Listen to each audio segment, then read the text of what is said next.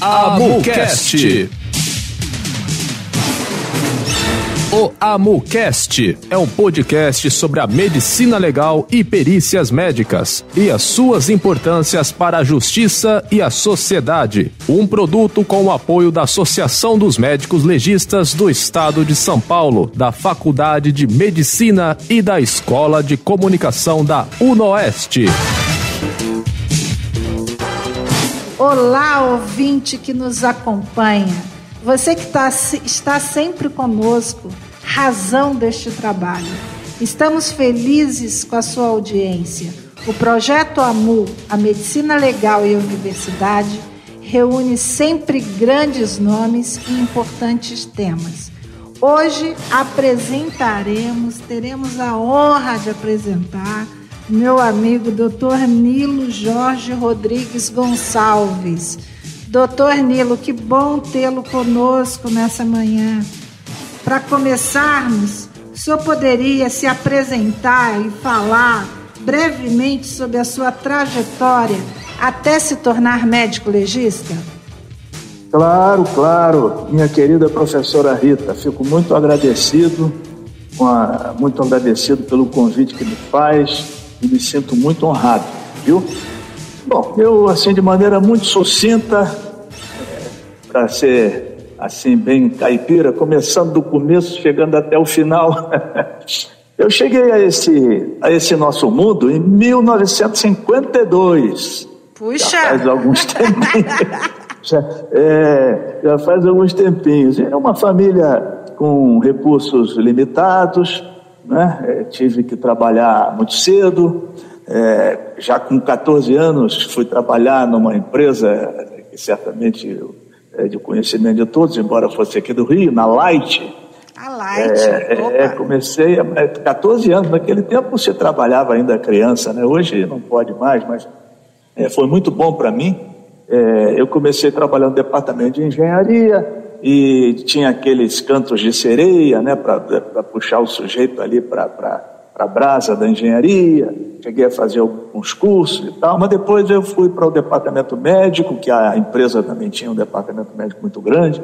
Lá conheci grandes médicos e talvez tenha sido ali que despontou a primeira faísca, sempre a medicina, né? Daí, a essa altura, tinha que trabalhar de dia e passei a estudar de noite, né? O que era uma coisa um pouco desgastante, mas a gente era assim, jovem, tudo jovem supera com facilidade.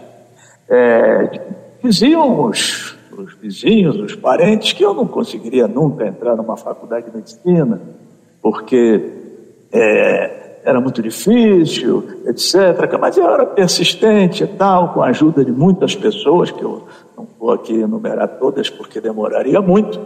Eu já no primeiro vestibular entrei, e só podia entrar numa faculdade pública, porque eu não tinha condição de fazer um curso numa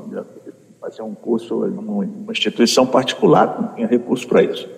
Entrei em 72, eu ingressei na UF, né, na Universidade Federal Fluminense, e onde me graduei médico em 1978, no meio do ano, né? Eu entrei na turma de meio do ano de 72 e fui até o meio do ano de 78.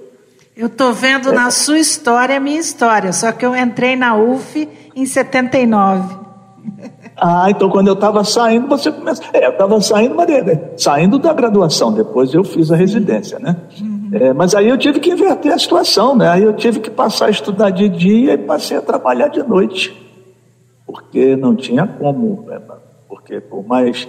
Naquele tempo não tinha, era muito difícil, bolsas, etc. O que te motivou a escolher medicina legal? Bom, o que me motivou a escolher medicina legal foi um professor nosso, que deve ter sido seu também, acredito, foi Nilson Santana. O professor Nilson Santana era o titular de medicina legal da UF. E já em 1976, quando eu estava naquele tempo o internato era de um ano só, eu estava no 5º ano, eu fui levado por ele para o IML, ainda como estagiário, claro, né? Concursos para o IML só vieram nos anos 80, não me lembro exatamente quando. E foi ali que eu que eu senti o cheiro da medicina legal pela primeira vez, e ali veio a paixão, embora o que eu quisesse como especialidade para formação fosse oftalmologia. Eu era apaixonado pela oftalmologia. Mas eu sabia que as dificuldades seriam muito grandes, porque o consultório de oftalmologia é uma coisa que estava completamente fora das minhas possibilidades, e éramos 3 colegas que queríamos fazer oftalmologia na turma. E eu não me contentaria em ser oftalmologista de ótica, eu queria ser. Mas o que eu fiz? Então eu fiz a residência em ginecologia, porque me deu a chance de realizar o meu desejo de cirurgia, né? Em ginecologia eu operei muitos anos, não só ginecologia especificamente, mas essencialmente ginecologia. E o sonho da oftalmologia ficou para trás, mas a medicina legal veio e preencheu, acho que de modo muito satisfatório. Foi mais ou menos assim. E quais foram os principais desafios durante essa formação e ingresso na carreira? Bom, os desafios, conforme eu já tinha dito, principalmente recursos para manutenção, né? E aí como é que eu fazia? Eu passava a estudar de dia na faculdade e trabalhava de noite, dando aulinhas, de início em cursos preparatórios e depois em cursos superiores, né? Eu trabalhei algum tempo também no banco de sangue, me lembro disso, trabalhei no banco de sangue, onde cabia a mim fazer as exsanguíneas transfusões daqueles recém-nascidos com doença RH. Naquele tempo era muito comum, hoje acho que não é coisa, não é tão comum assim, mas naquele tempo era relativamente comum. E ali eu defendia algumas coisinhas para eu conseguir me manter. Foi sempre assim, dando aulinhas. Desde o primeiro ano de medicina eu comecei dando aulinhas. E essa rotina assim do médico legista, existe por exemplo, um dia típico?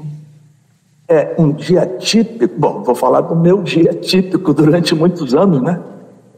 Era abrir um plantão com 40 corpos para ser necropsiados no corredor. Né? É verdade, conta assim, parece que o sujeito está exagerando, né? Hoje já não está tanto assim, porque as coisas mudaram, mas eu tenho aqui tudo muito bem anotado em gráficos, e eu vejo que aqui no ano de 1995 foi quando teve um pico que chegou, eu estou falando do Rio de Janeiro, né, do médico legal do Rio de Janeiro, na sede. Aliás, eu nem comentei que o senhor está dando essa entrevista do Rio de Janeiro, da cidade maravilhosa. Na realidade, não estou no Rio de Janeiro, estou em Icaraí, Niterói. Que é onde Niterói, né? sim. Mas Niterói é quase que um bairro do Rio de Janeiro hoje, né? A ponte nos uniu. Isso tudo Mas então, em 1995, a sede do ML teve um pico de mais de 11 mil necrópsias por ano. Eu me aposentei em 2014, né, do ML, com 8.800 e algumas necrópsias realizadas. E qual foi o caso mais desafiador que você já atendeu? Bom, sempre que fala em um caso, a gente fica na dúvida, porque tem alguns, né, mas um dos mais desafiadores, talvez tenha sido um que até uma vez foi motivo de uma conversa nossa, né? Do corpo de um suposto fraudador do INSS, naquele tempo acho que chamava-se ainda INPS, e cujo corpo desapareceu das câmaras frigoríficas do ML. Isso foi lá em 94, 93, 94. E aí foi uma história muito longa, eu certamente não teria tempo para expor tudo aqui, mas todo esse desaparecimento, essa confusão toda, a dificuldade de identificar o corpo, porque já estava em adiantado estado de decomposição, foi quando veio a ideia de se fazer, a odontologia infelizmente não foi feliz nos recursos, a antropologia também não, foi quando veio a ideia de se fazer a identificação pelo método genético, mas a Polícia do Rio não dispunha de recursos. E como eu tinha o meu vínculo na universidade, na UERJ, eu conheci lá o professor Eliseu, que já naquele tempo estava iniciando, né, perícias com identificação genética, não com a parte criminal, mas aquela coisa relacionada à paternidade, etc. E aí eu intermediei essas duas instituições, o ML com a UERJ, E foi, então, a partir dali que esse caso, a polícia adquiriu instrumental e máquinas que foram indicadas pela universidade, e fez ali uma parceria entre a UERJ e o IML, e esse corpo, depois de muitas buscas no cemitério de indigentes, nós conseguimos localizá-lo. Na realidade, ele não foi subtraído, não como se pensou de início. Ele foi por equívoco, né, na leva dos indigentes, e isso custou inquéritos, sindicâncias, etc. E com isso ele foi parar devidamente no cemitério dos indigentes, e nós conseguimos resgatá-lo. Isso teve uma repercussão muito grande. Depois acharam que eu tive uma participação muito especial na história. Isso me rendeu uma grande honraria. Eu tenho aqui agora, estou até olhando, a chamada Comenda do Mérito Judiciário. Acharam que, na realidade, só fiz ali a ponte entre a UERJ e o IML. E aí eu fui condecorado, claro que fiquei muito agradecido, né? E também, derivado daí, é que surgiu, acho que 1 ou 2 anos depois, nós conseguimos realizar, eu organizei e coordenei o primeiro Fórum Fluminense de Medicina Legal, aproximando ainda mais a UERJ do IML. Pelo jeito, você já atua no ensino da medicina legal há um tempo, né? Você poderia falar sobre isso? Há muito tempo, desde garotinho, como se fala, né? Mas em 1990 eu fui levado foi a primeira, quer dizer, eu já dava aulinhas em cursinhos preparatórios, mas não era medicina, não tinha nada a ver com medicina legal. Em 90 foi com um colega nosso lá do ML, o doutor Balaciano, que já não está mais aqui conosco, me levou para dar aulas de medicina legal na Faculdade Brasileira de Ciências Jurídicas, onde lá eu fui assistente do professor Celso Papaléu há algum tempo. Depois aqui não era concurso, né? Foi levado por convite. Aí depois começaram os concursos, e naquele tempo eu fui muito feliz, porque tinha muitos concursos. Eu estava naquela idade de pico, né? Acho que fazia 2 concursos por ano, sei lá. E assim eu ingressei na Faculdade de Medicina da UERJ, onde, incentivado também pelo nosso professor Nilson Santana, em 89 eu defendi a tese de livre docência. Livre docência em Medicina Legal e Deontologia. A tese era aspectos médico-legais da fertilização in vitro. Veja você, era um tema que na época estava bombando, né?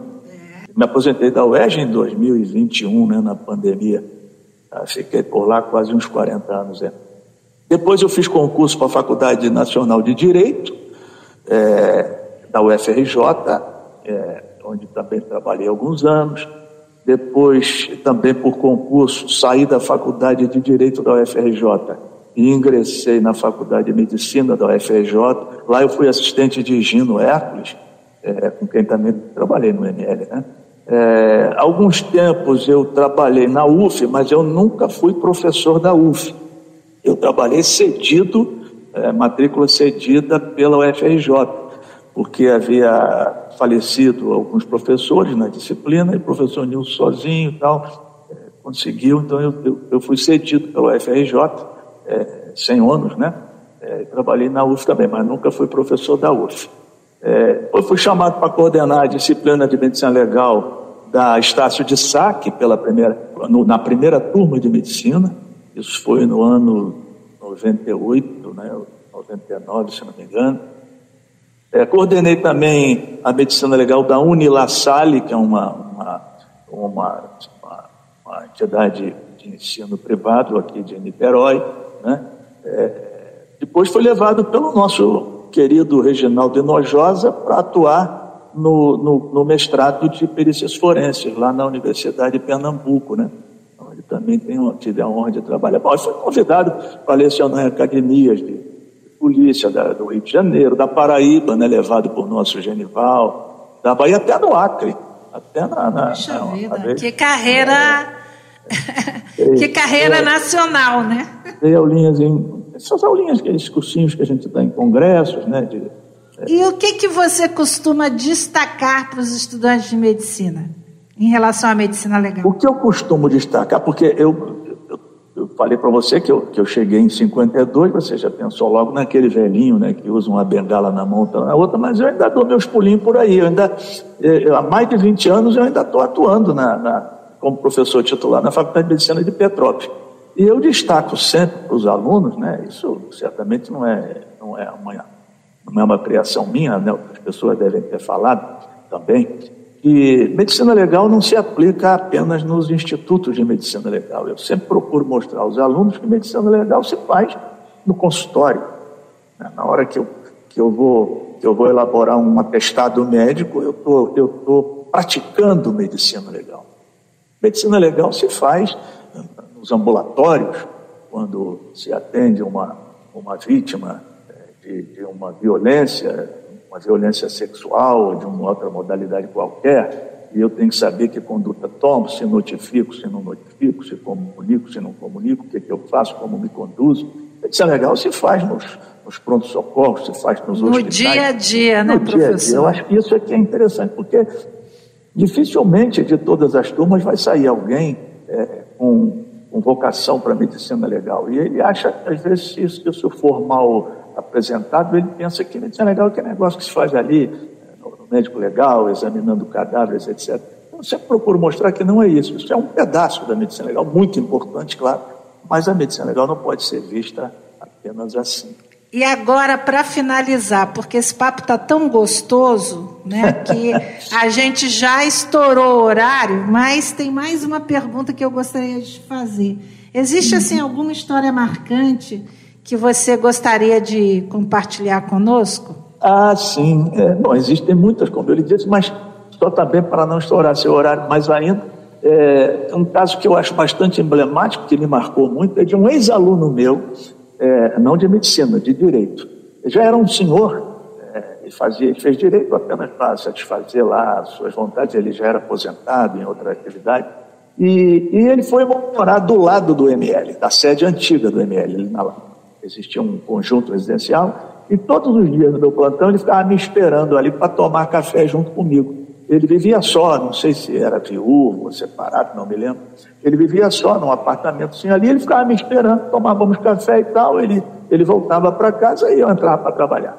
Um dia lá dentro já do ML, ruídos de sirene de bombeiro, e aí todo mundo, olha, o ML está pegando fogo, será? Não sei o quê. Mas não é nada disso não, é porque ali era passagem para o quartel central. Então era comum passar viaturas, quase que diariamente, passava para lá e para cá. Só que as sirenes silenciaram-se em frente ao ML.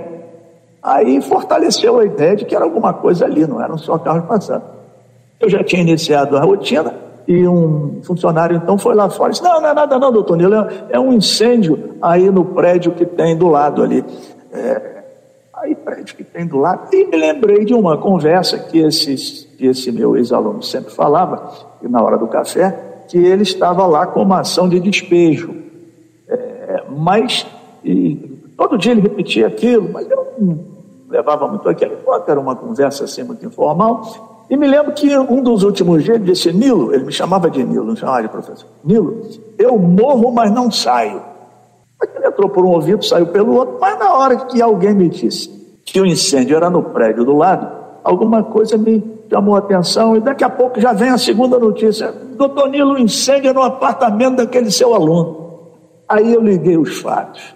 Aí fui lá fora, diz que o oficial de justiça veio para dar a voz de despejo e ele então tocou fogo no apartamento. Ele morreu nesse dia. Eu até uso como exemplo de aula, sem evidentemente identificar. Ele morreu no incêndio sem 1 centímetro de queimadura sequer. Ele morreu intoxicado pelo monóxido de carbono, né?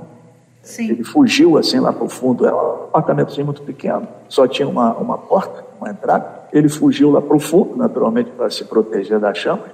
E quando os bombeiros entraram, arrombaram, etc., ele estava já morto, já sem vida, lá no final do corredor, intoxicado pelo monóxido.